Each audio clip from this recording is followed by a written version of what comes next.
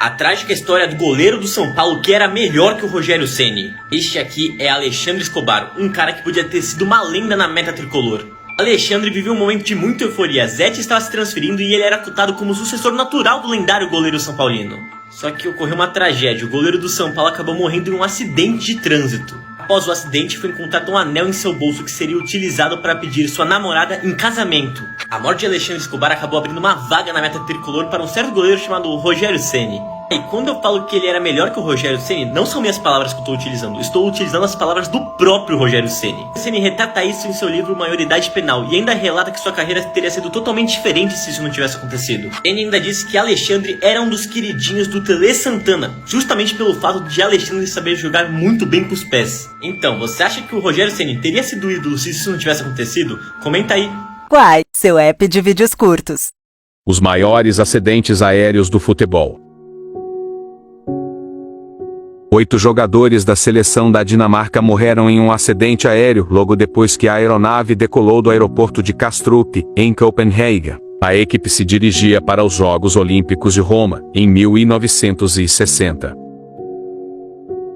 A delegação do Manchester United decolava de Munique, Alemanha, para Manchester, quando o avião caiu. Dos 44 passageiros, 20 morreram, incluindo 8 jogadores, mais a comissão técnica e dirigentes do clube inglês. Um dos sobreviventes do desastre de Munique estava Bob Coulthard, que 8 anos depois seria campeão do mundo com a Inglaterra. O time chileno do Green Cross voltava de um jogo contra o Provincial Osorno, em Osorno, no sul do Chile, pelo torneio Apertura da Copa Chile, quando o avião se chocou contra a Cordilheira dos Andes no caminho para Santiago. No acidente, 24 pessoas morreram, sendo 8 jogadores, o técnico e o fisioterapeuta. O local do desastre só foi descoberto em 2015. O avião da Força Aérea da Zâmbia levava a seleção do país para um jogo das eliminatórias para a Copa de 1994 contra o Senegal, em Dakar. A aeronave, entretanto, caiu na costa do Gabão depois de uma parada para reabastecer. Todas as 30 pessoas a bordo morreram, entre eles 18 jogadores de Zâmbia e membros da comissão técnica. Após um jogo do campeonato peruano, um avião do Serviço Aeronaval do Peru, em um voo fretado, com o time de Alianza Lima, caiu quando voltava de Pucallpa para Lima. Somente o piloto sobreviveu e 43 pessoas morreram, entre elas 16 jogadores do Alianza Lima e toda a comissão técnica. Durante o retorno da delegação do The Strongest de Santa Cruz de la Sierra, na Bolívia, o avião boliviano se chocou com uma região montanhosa, a 100 km de La Paz. O avião só foi encontrado no dia seguinte na região de Viloco. Todas as 74 pessoas a bordo morreram, entre elas, 16 jogadores do clube boliviano e integrantes da comissão técnica. Melhor time da Itália e base da seleção nacional, o Torino regressava de Lisboa, onde havia perdido um amistoso para o Benfica, quando o avião que transportava a delegação se chocou contra uma das torres da Basílica de Superga, em Turim, e caiu. Morreram 42 pessoas, 18 delas jogadores do Torino. O avião que transportava a equipe da Chapecoense para a final da Copa Sul-Americana sofreu um acidente na Colômbia por volta das 12h30, horário de Brasília. Informações preliminares indicam que 76 pessoas morreram, entre elas 22 jogadores e outros 28, entre acompanhantes e equipe técnica.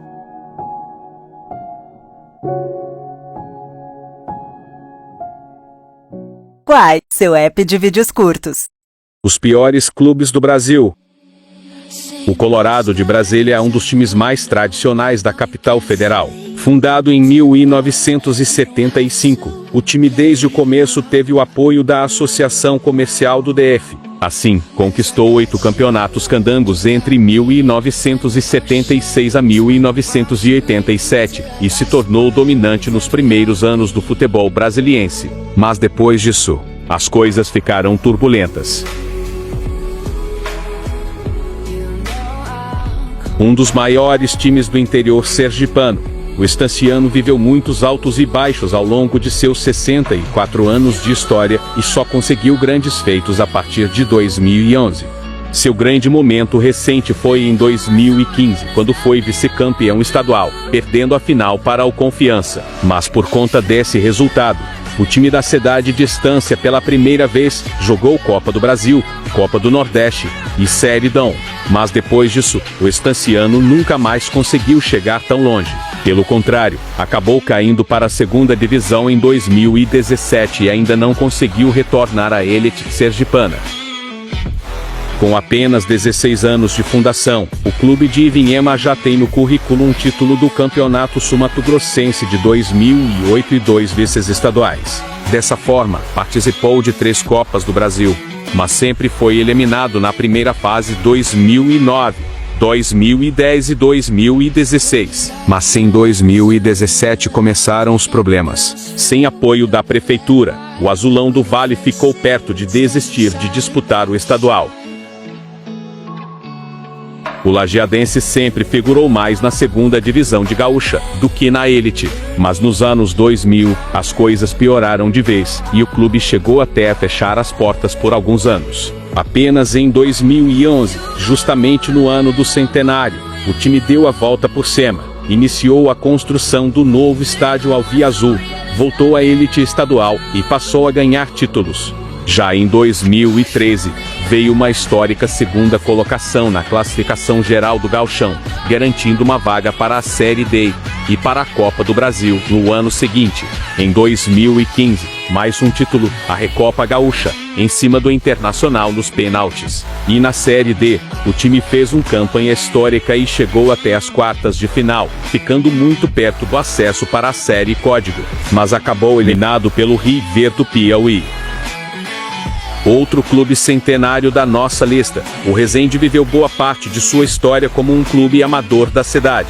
Apenas nos anos 2000 começou a sua ascensão meteórica no futebol profissional. Em 2019, o Resende formou uma parceria com o Olympique de Lyon para auxiliar na formação de novos atletas e na gestão do clube. Para celebrar, o Resende até trocou seu logo e seu modelo de uniforme para ficar parecido com o clube francês.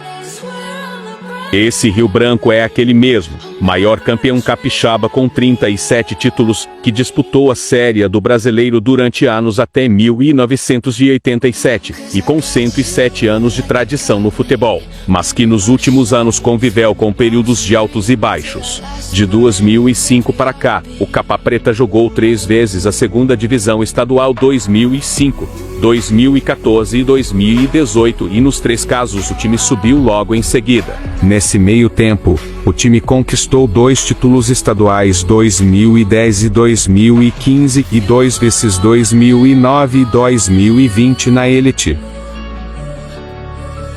Carinhosamente chamado de Pebas, o time tem uma história curta no futebol. Fundado em 1989, se profissionalizou apenas em 2009 e desde então virou figurinha carimbada no Campeonato Paraense. Seu melhor momento foi em 2015, quando terminou na 3ª colocação. Com isso, conquistou uma vaga para a Copa do Brasil de 2016, sua única participação até hoje. Caiu na primeira fase após sofrer uma goleada de 6-0 do Londrina 7-0 no agregado. Quai, seu app de vídeos curtos.